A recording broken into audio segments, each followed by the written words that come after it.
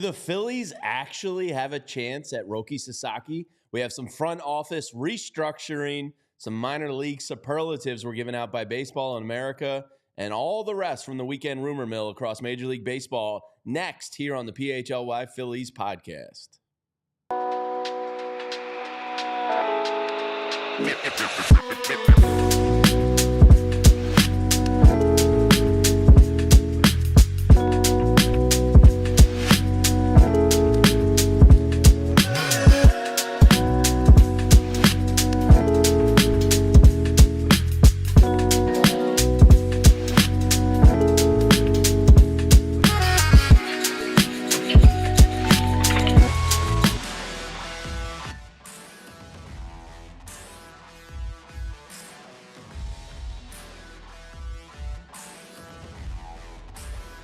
Happy Monday to all out there. Welcome into the PHLY Phillies podcast. Jamie Lynch, not Renee Washington. We call him Tyler Zulli in with me today. And we got JP Zapata in with us behind the scenes. Hope everybody had a great weekend out there. If you're a Phillies-Eagles crossover fan, you had a good weekend, right? For sure. I mean, a dominant fashion. Yeah. And I'll take it a step further. As a Penn State fan myself. Oh, yeah. The big Washington big win over Washington. You know, that we all expected that to be a tight one. No, so it was a good weekend to be a fan. Did they cover? It was 14 and a half. Yeah, they won 35-6. Okay. Well, good job, Nittany Lions. Yeah. So welcome into everybody out there. See Blanche Devereaux first in here, and Cleveland John, and Chris Slemmer, and K-Red. What up? All right, there's a lot to get into today. Larry's Backyard Barbecue. What up? We have some front office restructuring that happened after Friday's show. Yep. We talked a lot about Garrett Crochet on Friday and the possibilities there. And then the Phillies rudely waited till after the show to drop the restructuring on us. We'll talk about all that and what that possibly means for Dave Dombrowski's future. The most exciting name, because it also became official on Friday, now Tyler and I have been debating how to say this team. Tyler looked it up, so I'm going to give him the honors. Roki Sasaki officially got posted, or the plans to post him Correct. Or officially announced. He's not yet posted. That could be coming anytime in the next 3 to 4 weeks. Hopefully for the Phillies' chances and odds, he waits a little while. We'll get into all that. Some minor league superlatives, a lot to get into. But Tyler, the talk of Major League Baseball this weekend was kind of Roki Sasaki, the 23-year-old phenom from the Japanese league. And what team? The Chiba Lotte Marines. Now, for those that don't know, the professional league in Japan, all of the teams are sponsored. So it's not like it's not like city team name. It's not like Philadelphia Phillies. It's a sponsorship company, and then their team name. So they're called the Marines. Chiba, I think it's Chiba Lotte. I know that's what it is. I'm trying to figure out how to pronounce it. I asked you before the show. I said, do you have any idea? And I've realized very quickly as the words were coming out of my mouth that it was a foolish endeavor. But this kid is, I think phenom's the right word to use. Electric fastball, disgusting breaking ball. The splitter is probably his best pitch. I know we're going to talk more about him in totality, but this is going to be the offseason of Juan Soto and Roki Sasaki. Yes. And so when you brought up all of those names that we mentioned on Friday, they're going to be recurring names throughout the remainders of the months as we go to the winter meetings and we get through posting. And it's going to be those two guys are going to be the frontline free agents across the 2024-2025 offseason. I think one is going to be pretty easy to determine where this player is going to go. The other one, I think, is more up in the air than we might have anticipated. And when I say that, I think that Juan Soto is pretty predetermined to stay in New York. It seems that way, yeah. Roki Sasaki feels like he might be a Dodger, but the Padres apparently with his relationship with Yu Darvish gives them, I guess, a puncher's chance. It does feel like he's all but a Dodger, which sucks. But the interesting thing about Roki Sasaki, and if you're unfamiliar with him, he kind of like burst onto the scene as a 17-year-old high school kid that just like started mowing everybody down. He was throwing perfect games. He's nasty. He made a name for himself even more so on the World Baseball Classic stage. This kid just throws gas, routinely hits triple digits. He's 23 years old. Now, what's interesting is that he's following the path of Shohei Ohtani here. Yep. If he waited till age 25, he would have become a highest bidder free agent. But much like Shohei Ohtani started his career in Anaheim for only $2.3 million, the reward obviously paid off for him when he got a $600+ million contract.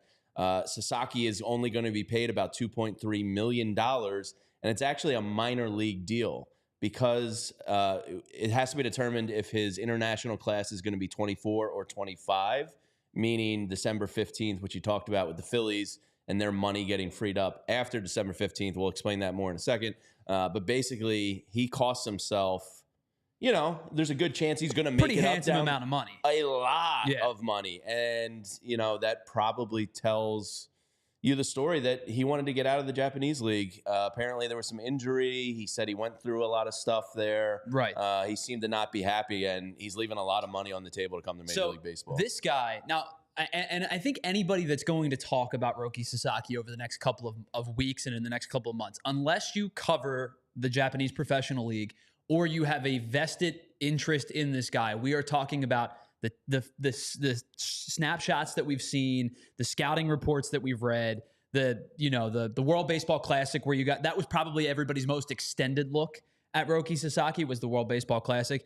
But from what I've been able to kind of induce with this kid, I like his stuff more than Yoshinobu Yamamoto's stuff. Yes, most people coming say out that last year. Yeah. Yamamoto got a much larger contract than what Sasaki is going to get because he waited to the professional period of his posting. Sasaki is still technically considered an amateur player. And that's where the verbiage of this is what is going to cost Sasaki a ton of money. Now, if he's as good as people believe him to be, in a few years when he hits UFA status, much like Shohei Ohtani. Now, he's not going to get Shohei Ohtani money, I don't think, because he's not a two-way player. But much like Shohei Ohtani did, that's where he secured the bag. Sasaki's going to, assuming he is the guy that we think he is, he's going to get a big contract somewhere in free agency down the line. But by coming over now and by being posted now, as opposed to it ended up being 26 or 27, depending on what his posting period is, plus his professional signing date. You're talking about 26 or 27. He would have made a lot more money in Major League Baseball than he will currently. I think his stuff is legit. I think his splitter is filthy. We talk about Kodai Senga's Ghost Forkball. It's got similar downward movement to Kodai Senga's Ghost Forkball. His splitter is a very viable pitch. His fastball can touch 100. I know his velocity dipped a little bit on average for this past season to the season prior, but we're talking about going from 99 to 97. Yeah. That could be intentional. That could be done to prevent arm fatigue. He threw the most innings he ever threw in his professional career in 2022. They've ramped him back the last two seasons. That could play into it as well, where this was an intentional decision to realize, okay, I can throw 97 on average and ramp it up to 99 or 100 when I have to, but I don't need to.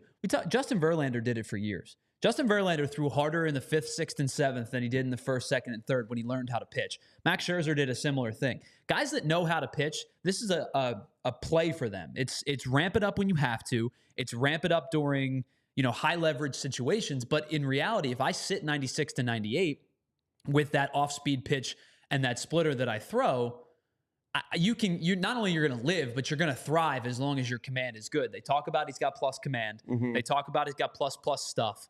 This is a really, really good pitcher who, yes, he's going to cost himself a lot of money, but if he pitches as well as he did in the Japanese league or, comparatively to as he pitched in the Japanese league, he's going to get a second contract. His stuff is legit. You speak about the Japanese league. He pitched 394 and 2/3 innings in his time there. He went 29-15 with a 2.10 ERA, nasty. 505 strikeouts in 394 innings. That is nasty work. To only 88 walks in 64 starts over the 4 seasons. Now, the interesting part here is that the team did it because the team also, the Mariners, what are they? The Marines. The Marines. Yes, the Marines. They cost themselves. Now, had they not granted him his release and posting, they also would have gotten a much heftier fee if they waited till he was age 25. Correct, right. So something's up there. Maybe they're just letting them, get off the hook. But basically now the team posting fee, I believe, is only 25%. 25% of the contract's value is what the Marines will get there. Had they waited till 25, that number would have inflated a lot more. So it's rare to see an ownership group, willingly make a good faith decision. Yeah, here, like basically, they must respect the kid a lot or whatever, because they just cost themselves money too. We talk about this all the time, and baseball's the worst at it. Baseball is the absolute worst of team control and arbitration and not allowing guys to become free agents until 6 years down the line, or 6 years of team control down the line. It's a really slippery slope. It's a fickle conversation that is never going to have a proper answer, because ownership group is not going to give it up in the CBA, and players will fight for it. And it's a never ending battle between these two, where team control and arbitration really kind of play against the players. So to see a good faith move like this is actually it's refreshing. Yeah, for sure. Because they didn't have complete late stage capitalism where people are soulless, and it's let me. They didn't have to post this. No, guy. they didn't at all. They cost themselves said, money. Nah, sorry, dude, not happening. We'll talk to you in a year and a half when we're going to get the big type of value for you. So for this reason, I didn't think he was going to get posted. In all honesty, I thought they would hold on to him till age 25 and go through it. So it was kind of a surprise story this weekend. I know our Discord here at PHLY. Kind of fired up, and the reason he's very interesting is that every team has a shot at him in theory. Sure, theoretically, right now the Phillies. We've talked about this with Preston Mattingly in Clearwater last year, and some others throughout the year. I've talked about sending more scouts to Japan, which is not something they've historically been very good at, is international scouting. So the Phillies have been trying, and last year the bidding for Yamamoto, they were in on it. Yeah, they were in on it, and apparently made a very large offer. So they're trying to break through the walls to sign the big Japanese player. I would say I'm pretty pessimistic that they're going to go get him. I feel like he's all but a Dodger. I think John Heyman or Bob Nightingale basically said Major League Baseball, everybody's in on it, but they all feel like he's a Dodger. But it is exciting. You're going to learn more and more about this kid as the offseason unravels here. But Tyler, the Phillies kind of have to wait or hope until December 15th. So once he's officially posted, there's a 45-day window that he has to sign with the club. Correct. It is a minor league deal that he would be signing, but the Phillies are kind of bone dry for the 2024 international bonus pool. I believe they only have $40,000 left. $42,200. So if something tells me that's not going to get it done. If you wait till December 15th, the 2025 international bonus pool period opens up, and you'd be back. I think the top team can open 7.3 million. It's like a scale depending on how the team's set up, but the Phillies have to wait till December 15th, or they have absolutely no shot. Correct. So when your international bonus pools, I'm going to use air quotes to say reset, because it doesn't not everybody's on a same path trajectory when it resets, but it more or less resets. The Phillies will go from $42,000 to $6.2 million. Big jump. Now, granted, there are a plethora of teams that have more than that. Cincinnati, Detroit, Minnesota, Milwaukee, Miami, Oakland, Seattle, and Tampa Bay will all have $7.5 million. Theoretically, they could say, hey, here's a max offer, whatever, it's $3-point-something million, I believe 3.9 the scope is. They could theoretically say, hey, here's your max offer, and we're going to give you... So Roki Sasaki has the chance to do the funniest thing ever. And just sign with Oakland? Yeah, I'm going to the Athletics. I've always wanted to be in Oakland A, and I'm going to become an traveling nomads of athletics. But the point is, you're going to go from having effectively no money to having the substantial enough amount of money to sign the postage fee and sign this guy to the international deal. If he gets posted and signs before December 15th, there is a 0.000% chance the Phillies sign this guy. If he gets posted and signs after December 15th, I would say there's maybe a 1% chance that he signs with the Phillies, because they'll offer him as much money as they are legally allowed to offer him, and they'll sell a compelling argument on This is a competitive organization. It's a competitive team. You would slot into a starting rotation that features Zach Wheeler, a potential borderline Hall of Fame type of pitcher. It features Aaron Nola, who just signed a massive extension. That features Christopher Sanchez, that just signed a really good extension. More good for the team than good for him. But they've developed and worked in a guy like that. There's things to sell, but they're not going to be the selling points that I think that Sasaki's going to look for. They're not a West Coast team. Like West you mentioned, huge. They've not done I shouldn't even say they've not done a good job. They've done nothing in the Japanese market prior to to give you any kind of like leeway to say, hey, we have signed player Y or player X and had a good relationship with that player. But it's good that they're involved now with it. Correct. They've started the process, but they're behind on the process. Sure. I listen, to wrap the whole thing up in the grandest sense of the conversation, I don't think they're going to sign Roki Sasaki. I don't even think they're going to be close. But I do think that they will be players in this conversation. Absolutely. So the big knock on Sasaki is durability. His career high for a year is only 129 and a third innings pitched. It was back in 22, right? Yeah, and then he had 18 starts this year after a torn oblique and right arm soreness caused him to miss a quarter of his outings this past year. To your point, yeah. And also Jeff Passan points out in the article, why we didn't expect this really in the back of my mind was because of the greediness of ownership. Mm-hmm. Yamamoto, his team made over $50 million on his posting. And we just told you the Marines are going to make 25% of $3 million. Yeah. Like that's unheard of. Yeah. I mean, look, I'm an empathetic guy, but if I'm owning the team and you're telling me I can sacrifice $47 million to make the kid pitch for me for 2 more years, it's kind of hard to have a heart. Listen, I get this. It's a heartless. It's a heartless business. I do want to, if you don't mind, I was just looking at these numbers. We're talking about the splitter. Yeah. By the way, people say he's the most talented pitching arm in the world, some have said, better than Ohtani and better than Yamamoto. It's incredible. I mean, the kid's stuff is filthy. So the splitter specifically, because I think that's his best pitch, right? He's got the plus fastball, but I think the splitter is his best pitch.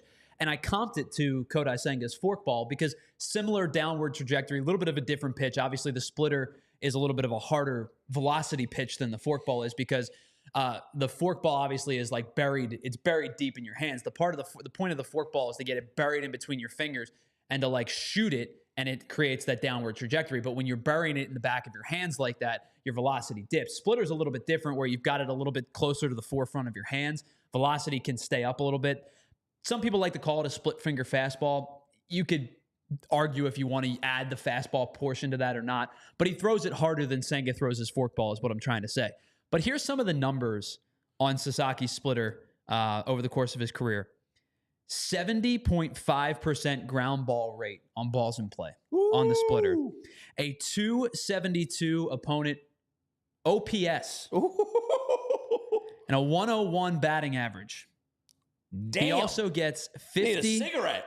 He also gets getting horny in here. In 2023, he got 51.5% whiff rate on the splitter. In comparison, Kodai Senga in his final year, 2022, his final year in the MPB, 52% on his forkball. This all comes from sportsinfosolutions.com, by the way. Thank you. Shout out to them for providing us these stats. Damn. The splitter's filthy. It's going to be like we talked last year about Senga's forkball, Duran's splitter, Devin Williams changeup. What are some of the other nasty pitches in the game? Clase's cutter. Yes. Like those are the type. Hopefully Orion's sweeper next year. It's going to play into those type of conversations when he gets here. And look, the reality is I just pulled up the Dodgers depth chart. If he goes there, I mean, you are the Japanese baseball league official team. Your top they're nasty. Your top three is going to be on the mound next year. Shohei Ohtani, Yamamoto, and potentially Sasaki. Well, and this is a team, by the way, that is going to need starting pitching depth, right? Because and then you have Glasnow. Well, and then I guess maybe they need 5 after that. I mean, they always get hurt, Dodgers pitchers, so you have to build deep there. Obviously Walker Buehler is probably going to walk. I don't think they re-sign him. The Clayton Kershaw saga needs to end in LA. It's unceremonious. It's not fair to have him go out like that. 2 rings. But see you later. The Clayton Kershaw saga needs to end. Obviously, they've had a plethora of young pitchers over the last couple of years, but as you've mentioned, it's been injury. Bobby Miller, Emmett Sheehan, Tony Gonsolin, Dustin May. Like, you could rattle off the names that have had injuries. Even Yamamoto this year. Right, and significant injuries for this team. So I think that... And Tyler Glasnow always gets hurt, Sure. so he's going to be hurt again. I think it's there's a significant chance he's a Dodger. Man. I think it's a more than significant chance. Padres probably put up the best fight. Seattle probably has a chance. Yes, they have Nintendo ownership as a part of their ownership group, so there is the Japanese connection. Right, there. And I think Seattle probably has a chance. Outside of that, I don't think he's leaving the West Coast. No one will sign with the Angels. That would be a fool's errand to sign with the Angels.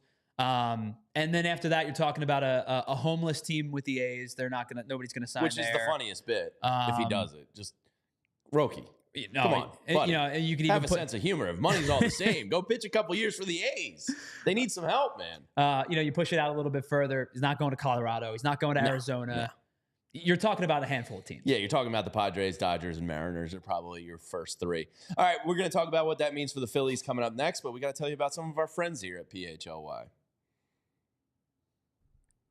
And let's say next summer you find yourself in Los Angeles. It's beautiful. Just stay off the highways and avoid the traffic. But let's say you want to go see the Phillies play against Roki Sasaki and the Dodgers. Well, you can get your tickets on the Game Time app.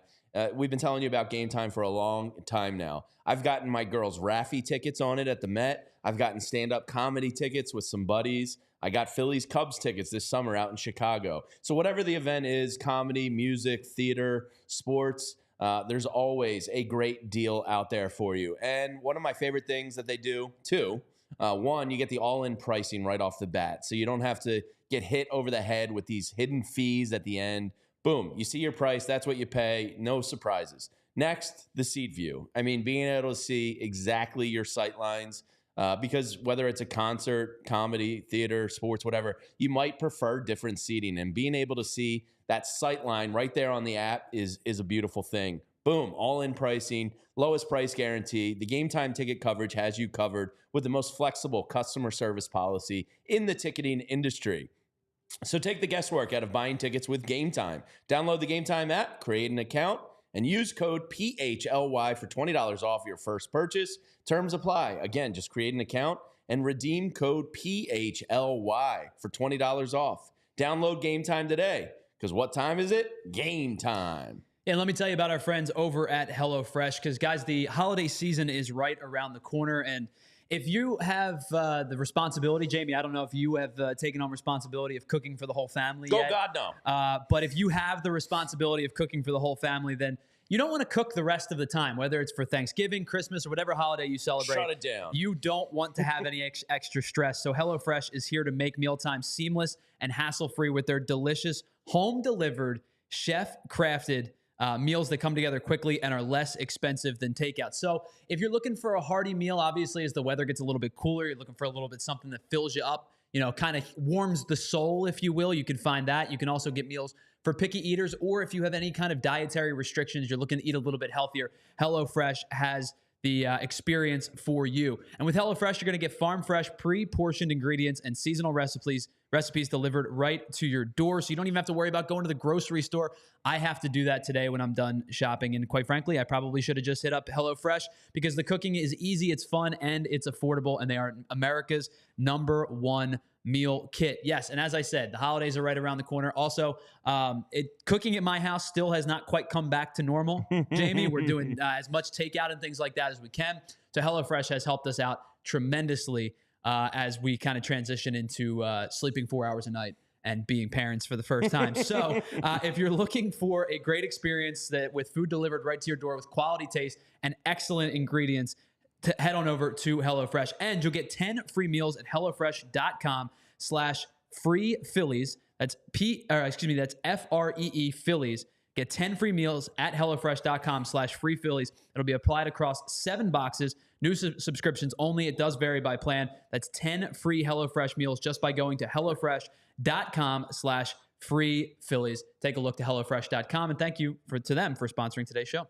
Yeah, HelloFresh is a good friend to new parents there, Tyler. Oh, for sure. You don't have to think. It comes right to your door. It tells you how to cook everything. Boom. Because you're in that new parent kind of fog and haziness. I don't know. I slept over 6 hours last night. And I don't know if that means my wife did everything. And if so, I'm so sorry because I slept like That's a the rock. equivalent of like 12 hours for I woke up the this first 3 morning months. and I thought I was on a What day different is it? Where am I? stratosphere. Do you ever have those yet where you like take a nap and So you wake up and you're like, what week and what month is it? I Where woke am up I? yesterday, Saturday night. I was watching Penn State, and my wife went to bed. The baby was sleeping, and she's like, "You coming to bed?" And I said, "No, I'm going to watch the end of the game." And she goes, "It's a blowout. Why?" And I said, "This is just a me thing. I have to do it."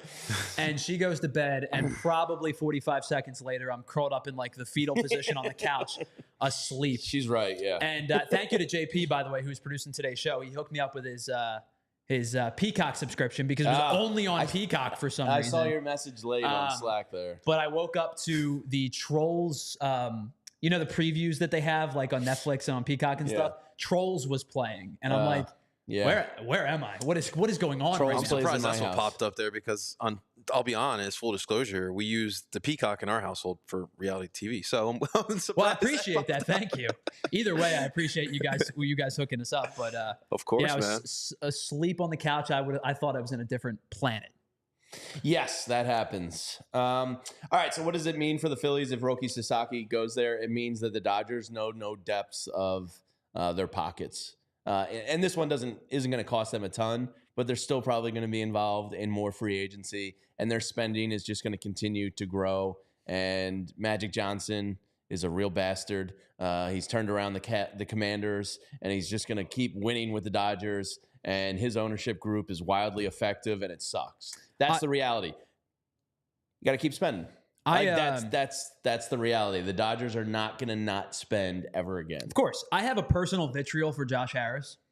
Go on. The teams that Magic Johnson has been a part of over the last couple of years, he's a part of 16 titles as player and owner. Turned around pretty significantly, right? He's very good at his job. It's very annoying. I shouldn't say turned around for the Dodgers. I should say sustainably have been good. Yes. The Commanders are a different story. Now, you draft a quarterback who looks like he's going to be an all-pro guy down the line. Certainly tends to help.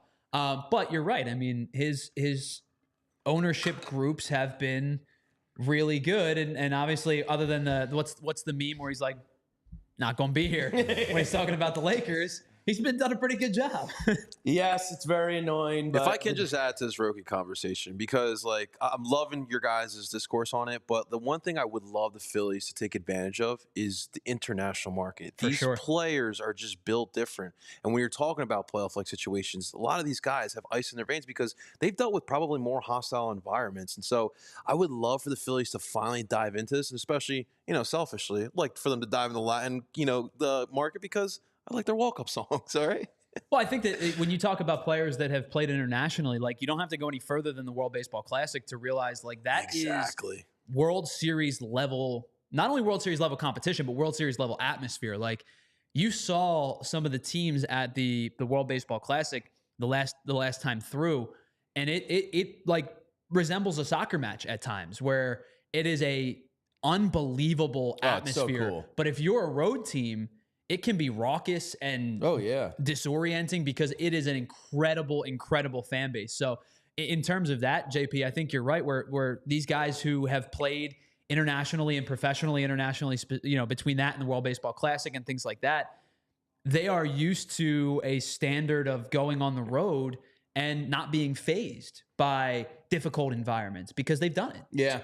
And some of the guys have been doing it since 16, 17, 18 years old. I will say this about the Japanese league. I just had a buddy go to a game recently. I think I showed you the pictures. I'm so jealous of something. First of all, the environment is awesome. It's a party. Yeah, like it's the a huge party. sticks, Yeah, it's incredible. The cheerleaders on the dugout, like it's just like popping. But they have, and why we don't have this, I do not understand. They have beer girls that wear a keg on their back like a backpack. I'm not talking a full half barrel, but like probably what do they call the quarter kegs? I'm blanking. They wear that on their back, and then they have a camelback like hose that pours draft beer into the cup right there at your seats. That's incredible. Incredible. What are we doing? And by the way, BC makes a good point. The United States probably put out a better 1 through 9 than any major league team is going to be able to do just by roster constriction. It's an all-star team. It's basically an all-star team. So it's another to prove the point of like the WBC's competition is fierce. Oh, and Sasaki, speaking of that, averaged 100.5 miles per hour in Japan's semifinal start against Mexico. That's all. Just 100 average. He made Randy Arozarena look silly. Yeah. Silly. And Randy Arozarena is a legit major league hitter.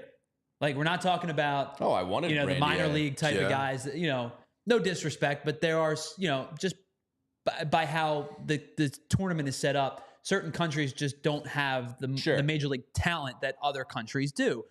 We're talking, Mexico's got a damn good roster. Yeah, they do. Yeah, they do. But John Middleton, you want to improve the club, get the Keg Beer Girls in Citizens Bank Park immediately. What are we doing? I was thinking more about signing other players. Well, I already said whatever works for you. a Dodger. But what do you want? What do you want? We got Yangling, we got Coors Light. What do you want?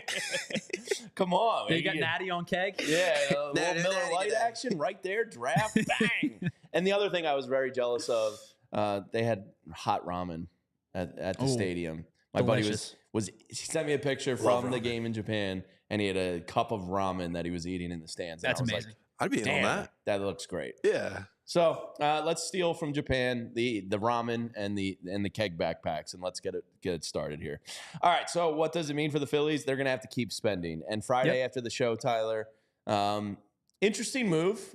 We always kind of talked about Sam Fuld and Preston Mattingly being the future of the Phillies front office. Yeah, for sure. I don't think it's a well-kept secret that eventually when Nashville gets their baseball expansion team, Dave Dombrowski is going to go become the president of it. He's long talked about his love of Nashville. I believe he lives there in the offseason, and he wants a Major League Baseball team there. And I believe he's worked on the committee to help bring that expansion team. So I say that to say Dave Dombrowski's future in Philadelphia probably, like 3-4 years at most. I'm guessing. I'm kind of spitballing there, but there is going to be an end in sight. And I do think Nashville is where he's going to end up eventually. So this is kind of, in my best guesstimation, the succession plan. Preston Mattingly has been one of the, very talked about fast risers in the game. He has been in charge of player development during the Phillies with the minor league levels for the past couple years. And frankly, they've excelled in that area, in that department. And we're going to get into some of the examples of why they've excelled. Now, Sam Fuld, from my understanding, just graduated from the Wharton School of Business in the spring with his MBA. So clearly this is something that he wants to pursue, and he is going to become the president of baseball operations. Now for this upcoming year, I believe both are going to be GMs technically, Sam and Preston, as Sam transitions to the business side of things. But clearly Sam saw an intrigue, he had the business itch, and he wants to go do the baseball operations. And Preston Mattingly will eventually become the GM, and the two of them, Brian Barber will hopefully remain the minor league director of scouting under them. But it looks like you have your succession plan in place for Dave Dombrowski when he eventually leaves. Yeah, I think this was a pretty not well kept secret. You used that phrase talking about Dave Dombrowski in Nashville.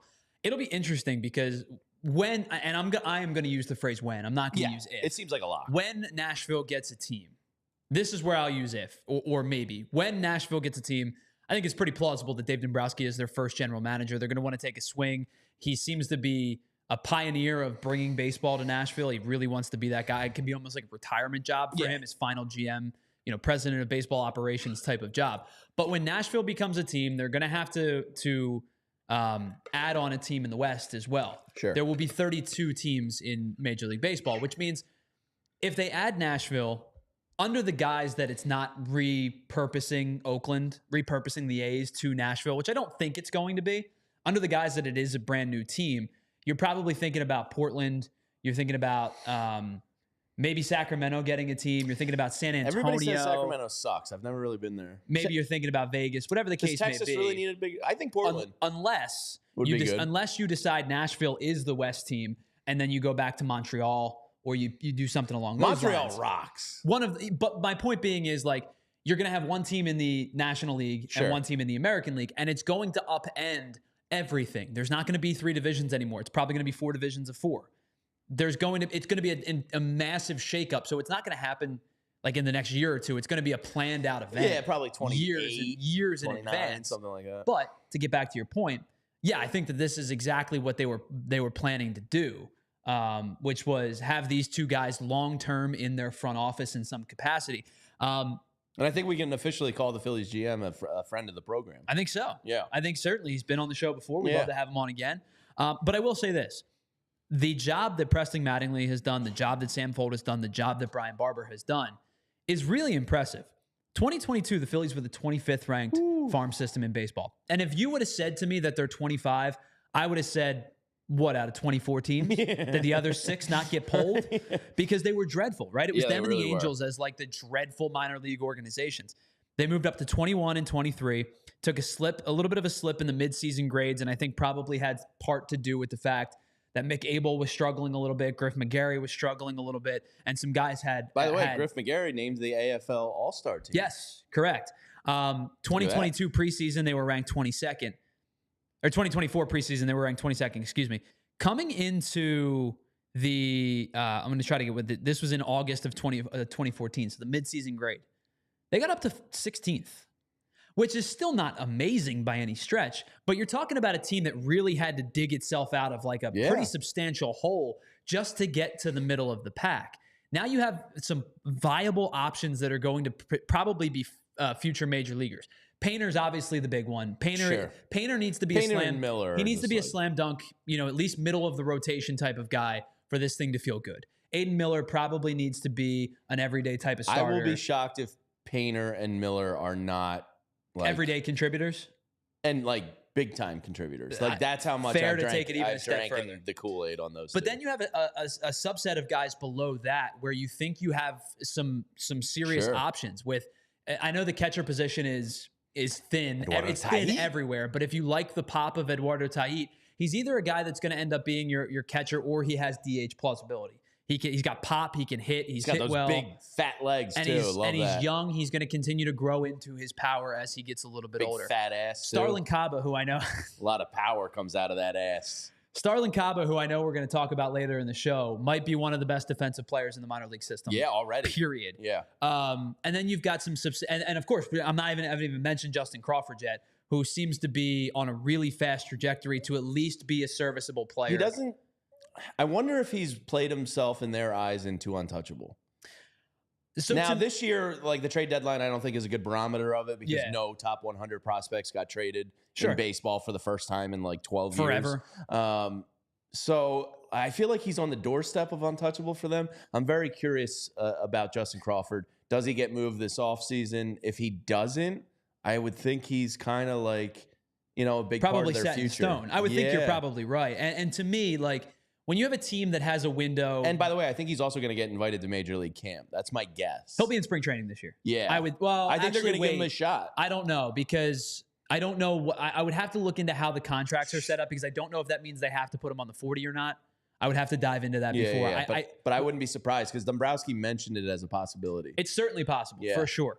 But I will say this. I think when you have a team like the Phillies that are in competition mode, that are in try to win a World Series mode, whose window seems to be closing a little bit, you're in a weird spot where you're still looking to become a World Series winner, right? Sure. But you also know, and I think that's why they have the eye on the future a little bit, you know that some of these guys might be critical pieces to you in 2026. Like, we're not talking 2030 down the line, but like a Miller, a Crawford, a Painter. These guys are going to be viable options for you sooner rather than later. In 2026, Painter's probably solidified in the rotation. Yeah. Right. So I think to me, there's only 2 true unmovable players, like lock unmovable players. It's Painter and Miller. Crawford probably sits just outside that range for me. And Tait, I don't want to say immovable, but when you have JT nearing the end of his Phillies career, you don't have a whole lot else in the pipeline you feel good about. You feel like they really want to protect him because it's such a hard position to develop. So I think the plan of action with this team... And same with Caba, too. Like, it feels like he's an elite defender. Yeah, it seems like they want to protect him. He could be the Turner succession plan. For sure. And I know you believe, like I do, that Aiden Miller's eventually going to be a third baseman. Correct. Because of Caba's defense. But yeah, 2026, these guys can be big time contributors to this club. I think at least Miller and Painter. Miller and Painter specifically, I think. And maybe Crawford. And Painter probably next year in some capacity. Oh, he's going to give you 100 innings probably next year. Ooh. In what role? I don't know if it's that many. I'm not sure it's that many. I'm not a medical professional. But I would guess 85 to like 105 is kind of like I range. I think that probably I would probably, again, neither am I. My guess would be like 70 to Express recently. It's true. And I played one on TV. 70 to 85-ish range, but we're not that far off. Yeah. We're talking 15 to 20 innings. You know, this team has done a good job as of late of supplementing its talent with some who we hope to believe, you know, at least contributors on a major league roster. If not, you're talking about bona fide trade pieces that you would be willing to move.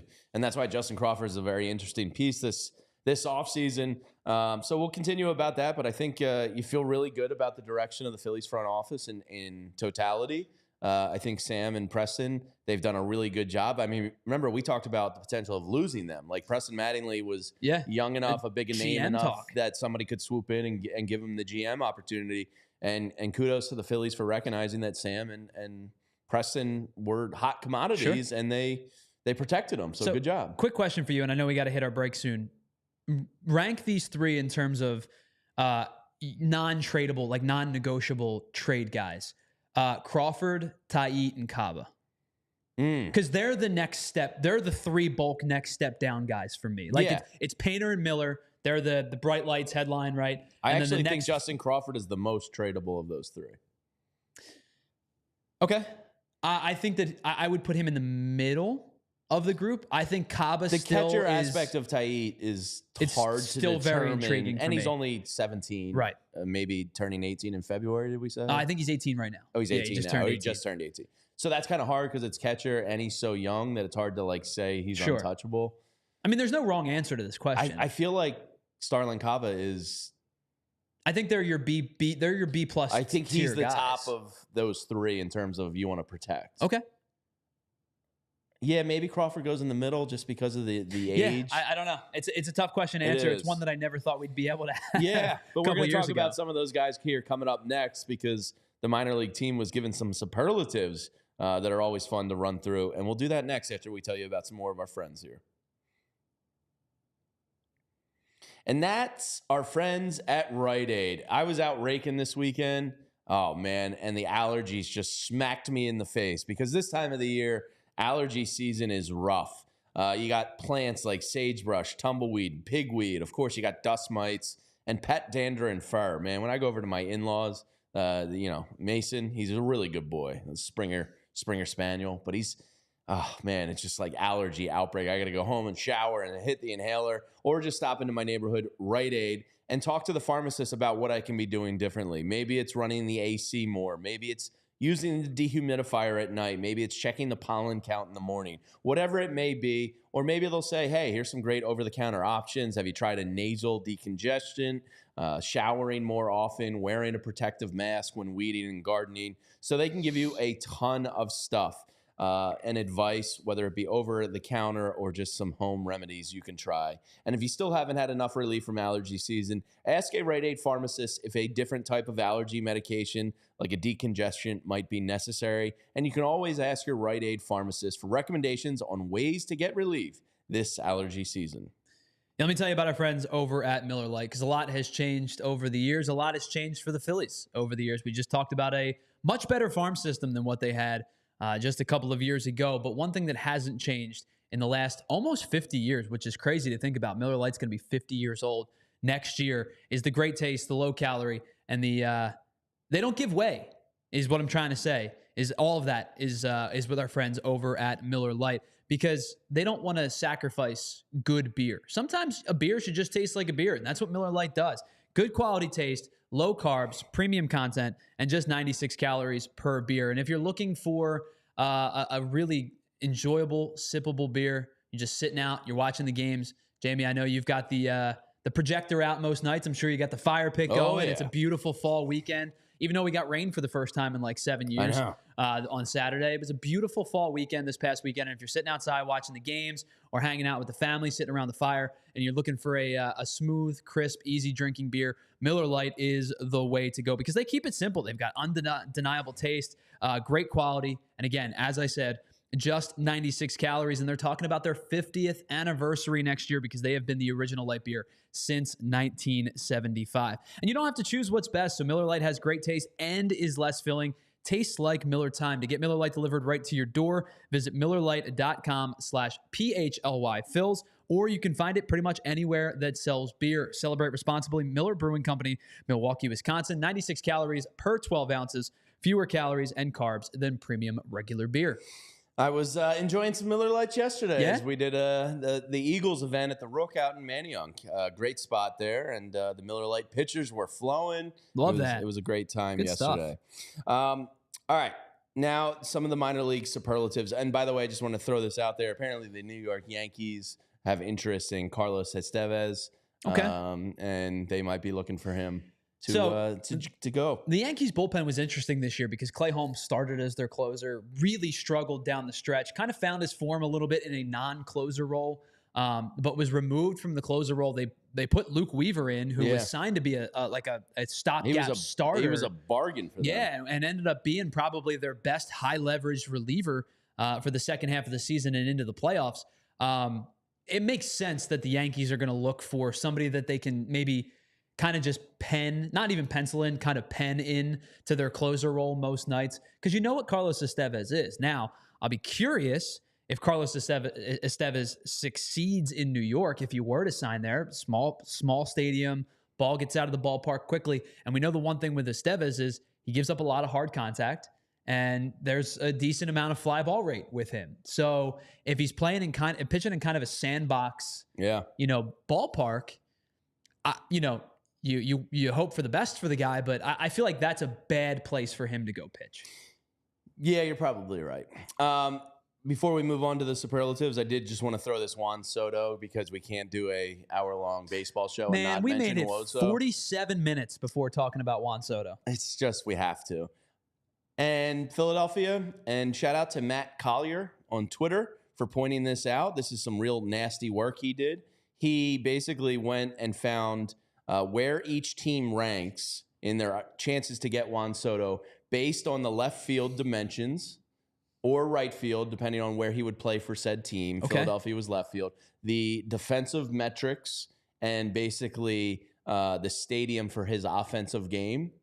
So, I mean, I have to assume staying at home then makes the most sense, right? Yankee Stadium's right field is a Little League stadium. So here's how he broke it down. He broke it down in rank of Juan Soto's 2025 team, plus corner outfield permutation out of 60, most extra bases and least demanding defense. Number 1, your Philadelphia Phillies. Really? Yankees, number 2. That would make sense. He broke it down: Juan quarter outfield position, left field here in Philly, right field for the Yankees. Then the rank of 2025 home, corner, and outfield position, plus adjacent power alley among 60 2024 MLB corner outfield, plus alleys, plus least outfield areas covered. This is some real nasty work. Listen, I like to think I dive into the nerdiness of baseball. Nope, not like this. The hell is this? Number 4, the Phillies. And the rank of 25 home ballpark amongst all 30 2024 MLB ballparks for most extra bases on park dimensions, but not climate, and Juan Soto's 2024 extra base production by spray angle. Tyler? What are you saying? Words. Phillies are number 1. English words? Basically, he'd get more extra base here in Citizens Bank Park than any other ballpark. Well, I think so. Juan Soto, Citizens Bank Park is the best place for you to play. Okay, you should come here and play with us. They will pay you handsomely. I'm not worried about that. It's better for you defensively. It's better for you offensively. I think offensively, listen, I'm not pretty simple. I don't know how they did these numbers because it's way above my brain capacity. But I think offensively, sure, it would make sense that he has the ability to shoot the ball to all sides of the field. His ability to pull the ball down the line will be substantial for him. And if Rojas is playing in center field, he doesn't have to cover as much ground. I'm talking just offensively. Okay. Well, defensively, he's going to save some wear and tear on his body. Sure, and I think offensively, with his ability to spray the ball to all fields, they have that that corner of left center field where he'll take advantage of it, and I'm sure he'll have a ton of opposite field doubles. Yeah, sure. Offensively, it makes a ton of sense for a Juan Soto to be interested when you're talking about ballpark dimensions and the ability to maximize your skill sets offensively. It makes a ton of sense. Just saying. So does Yankee Stadium. Yeah, but then you got to be in New York, Rat City. You keep coming back to this. you keep coming back to this conversation. I don't know if you remember when we did the postseason postgame shows. No, I don't. People didn't like you. I don't remember that at all. Oh, you blanked that from your memory already? Yeah. Okay. Yeah, that was, I neuralized myself. So Juan Soto, come to Philadelphia. It's the best place for you. That's basically what it boils down to. If you want to keep helping yourself sell it, I mean, listen, I'm trying to talk myself into it. I don't really believe, but I'm trying to keep hope alive. Here's the thing, because the word "stalking horse" was used this weekend by I think it was Bob Nightingale, saying that the Phillies are going to be a stalking horse for him. Well, so that was really encouraging. Of course, they are. 6 to midnight action there. I mean, of course they're going to be in play for Juan Soto. They have money, they have a need. He's a really good player, and they're a good team. When you fit and his friends are here. When you fit all four of those capacities, Trey Turner, of course you're going to be in play for it. You know who else is going to be in play for him? Everybody, including the Yankees, the Mets, the Dodgers. I don't know about the Padres, but maybe the Padres, the Cubs, the Giants. Anybody with monetary capacity is going to be in on this guy. I'm sorry to burst your bubble, Jamie, but no, it's a very small bubble. Come on, Jamie. We're the muckers and grinders, man. We need the muckers and grinders on this team. Yeah. So there you go. It's just the best place for you to play, Juan. No big deal. Come here. Objectively speaking, there's no doubt about it. Juan Soto would fare well at Citizens Bank Park. Yes. Statistically speaking, he would fare well here. There's no question. That is confirmed. All right. So Baseball America, that looks like their font, right? Baseball America, the screenshot you put in. It is Baseball America. Yes. Correct. Baseball America recently did their minor league, for lack of a better term, superlatives about the system. And we're going to go through them with you right now because this is always fun. It's fun to have a minor league system that you believe in again. All right. Maybe not the White Sox, Ben Ace. Yeah, let's not get crazy. Maybe not the White Sox. All right, 29 other teams. Well, he's not going to go to like Milwaukee or Kansas I think City. it would be you remember how you brought up Sasaki and it would be fun if he signs with the A's? I think it would be hysterical if Juan Soto signs in like Middle America. Cincinnati. Yeah. Him and Ellie De La Cruz. I mean, Manfred would like that. That's some star power. That'd be fun. Yeah. For sure. All right, so the best tools in the Phillies minor league system as deemed by Baseball America, and it is officially Baseball America season. I think I was on Baseball America every day of last offseason looking for their new rankings, their superlatives. Like, it's a great site, and they do great stuff. So here's what they have for the Phillies minor league system. Best hitter for average, Justin Crawford. Yeah, that sounds about right. I mean, he's hit basically 300 everywhere he's gone. He's risen through the ranks. We just talked about him, right? Is he a borderline untouchable trade prospect? I think in some people's eyes, yes. In some people's eyes, he's darn close. I think the baseline for Justin Crawford is a guy who can put bat on ball, is a good contact hitter, will hit for high average, exceptionally good base runner, very good defender. You're talking about a guy whose probably biggest lacking tool is power. And I think that's always going to be the case. I don't know if it'll ever come. No, I think if you get double digits from him, I think that's a win. If he can become a 35 to 40 double guy, with a 300 average and a 360 OBP. Yeah, his speed on the pass, the 380 OBP. You're gonna that's a major league player every day of the week. Yeah. But it totally makes sense for him to be the average guy. The Phillies minor league system best power hitter, Tyler's boy, love Eduardo this kid. Taiit. Love this kid. Big fat ass with a lot of power. There is, I think, unlimited offensive potential for this kid. We talked, he's 18 years old. He looks like he's 30. He's already kind of, strong and he's got the physical hit tool, the physical power tool. I think he's going to continue to rise up quickly. I think at some point there's going to be a little bit of a moat for him. And what I mean by that is he's going to rise and rise and rise. And then the Phillies are going to put the brakes on and they're going to say, I mean, what's the earliest you could imagine him playing? 28. Yeah, like age 20. Oh, no. Oh, you mean age? Yeah, Probably like 21, 22. 21 So we're if talking he about like the 20. excels. We're talking about like the 28 Yeah. season.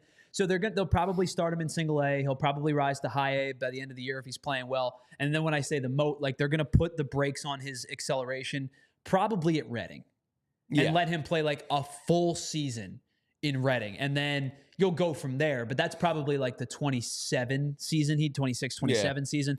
But this kid's got untapped power potential. I'm not necessarily entirely convinced he's an everyday catcher, but I do know could be an everyday DH. Yeah. All right, this is encouraging to hear about Starlyn Caba. Best strike zone discipline. Starlyn Caba. Strikeout rates and his outside the zone rates over the last 2 seasons have been awesome. I'll just try to go. You're telling me great plate discipline and great fielding? Very good defense. Very yes. horny. Now at the Clearwater level, at the high A level, the low A level, he did hit just 179 last year, but he struck out just 15 times in 26 games, struck out 34 times in 52 games in the rookie level. He's also another guy. He's 18 years old. He's going to have to offensively develop. But the thing with Starlyn Caba that is going to elevate him quickly, and it's the reason he has elevated as quickly as he is an elite level defender already. He's 18 years old and is already getting close to being graded at an 80 grade scale on the 2080 scale for fielding tools. He is as smooth as I've seen a minor league defensive player in a very, very, very long time. This kid has all of the attributes to be a Gold Glove defender. Does the offense come? Time will tell. 179 is not good, obviously, but I think they're looking more for approach and shortstop, fundamentals, center field, and I believe second were the 3 lowest OPSs in baseball this year, if I'm not mistaken. Makes sense. So I think, if you get an elite defender, you can certainly live with some subpar offense. Yeah, and I'm trying to find you his strikeout rate, or not his strikeout rate, his whiff rate, because it was really, really strong last year, and we'll go back and try to find it more for you. All right, fastest base runner in the system, Imarion Boyd. Yeah, again, no surprise there. Speed. Isn't he like a 70 or 75? He might be a 75. Yeah, he might be a 75 on that. So Justin Crawford's probably right behind him in that one. Yep. Best athlete, Alex McFarland. This is the first guy that I have to do more research on. I'm not even going to pretend to know enough about him. That's pretty cool to be named the best athlete of the minor league system. Sure. Like, I'd peacock around the locker room a little bit. Like, oh, you guys weren't named best athlete? That's too bad. It's a shame. The best fastball on the staff. Got to be Painter.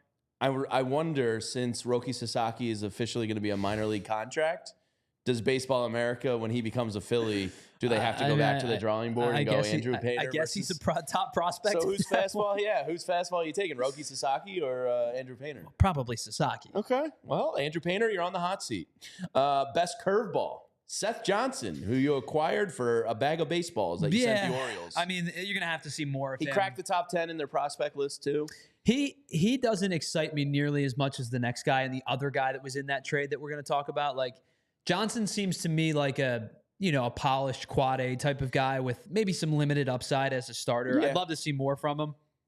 Didn't pitch particularly well in his call-up, but they were kind of under dire circumstances at that point with their starting rotation. Would love to see a full year of him. The next guy I'm super excited about. Best slider award goes to Moises Chase. Yeah, this kid's got good stuff. Just in the limited time we've been able to watch his stuff in the minor league system, I think you may see him as a quick high riser. We talked the other day about him, the Baseball America's 2028 prospect list and him being the 5th starter. Yeah. I'd love to. I think his stuff plays as closer stuff. So it's Roki Sasaki, as Andrew reliever Painter, stuff. and Aaron Nola. Christopher Sanchez. Sanchez 4 and then Chase 5. I can deal with that. Here we go again. I can live with that. You like to poke the bear. Best changeup, Gene Cabrera. Best control, also Gene Cabrera. Yeah, we talked a lot about him in the offseason last year. You can go back and find our videos on him. Not much has changed. Decent stuff. Really good control. Not the power arm that we've talked about some of the other guys, but good enough stuff. He's a little guy. And when I say little guy, I don't mean he's 6 foot, but Baseball Reference has him at 145. Ooh. Some places had him at like 160, but he is a thin guy. I'll beef him up. Let's put him on the Jamie Lynch program of Miller Lights, steaks, and smash burgers. But yeah, good stuff. 77 innings pitched, just 25 walks, 91 strikeouts, a 3.80 ERA, all at Jersey Shore. In totality, he walked 33 over 106. Really good command. And he's going to have to be, right? He doesn't have the power stuff that some of the other guys in the farm system have. All right, rounding out the last couple ones. Best defensive catcher goes to Jordan Disson. The best offensive infielder, without a doubt, goes to Starlyn Caba. The best infield arm goes to Brian Rincon. And Marion Boyd got named the best defensive outfielder. With that speed, you should be able to do that. And then the best outfield arm goes to Raylan Heredia. All right. See, I'm the pronunciation guy. Everybody comes to me. Yeah, of course. Yeah. So there you have it. Always some cool stuff to see from Baseball America. It's an exciting farm system, and that's cool to say. Yeah, I think for the first time in a long time, you can be confident with some. Now, granted, they're not all going to pan out. It's still a crapshoot. They're not all going to pan out, but you have a confidence level in this farm system that we haven't seen probably since it got depleted and then restocked with the Spencer Howards. Listeners. Right. Yeah, thank you. Appreciate you guys. The Spencer Howards and the Jake Thompsons. Like that was when you go, you go down the rabbit hole. The guys that none of them worked. But you go, okay, you're getting returns for these guys and Pavetta and Sixto Sanchez, who's got DFA'd. Who was the other one I'm thinking of? It was just on the tip of my tongue. This is going to drive me nuts. Hans Kraus. Hans Kraus is another one. Thought he had stuff. He got named in our Discord the other day. Adonis Medina. I would have been. He was my guy. He was my dude. Everybody's got the one guy they've got in their farm system. Adonis Medina was my guy. Yeah, so no sure thing, but Andrew Painter and Aiden Miller certainly feel like it. So tomorrow on the show, Tyler is in all week while Renee's enjoying some deserved vacation. We're going to start diving into the free agent class because it's now that time of the year, and we're going to go position by position each day. We'll hit on a group, and tomorrow I want to start with the hot, most easy position to add to this team, and that's left fielders. So we'll start diving into some of these free agent left wherever fielders. Juan Soto can play. Juan Soto will be number one on the list. I'll break that news right now. Juan Soto, number one. Come be a Philly. It's the best place for you. You don't have to show up to tomorrow's show. Juan Soto's number one. Thanks for coming on. No, but so please, the list will start at number 2. Show. Yeah. So we'll start doing that. But we appreciate everybody for hanging out with us today. Thanks to JP for stepping in and producing the show. For Tyler Zulli, I'm Jamie Lynch. Thank you to all the diehards out there. And of course, if you want to support us at PHLY, you can always take a look at allphly.com. And we will see you tomorrow. Same time, same place. See you then. Thanks, everyone. We all silly like the mayor.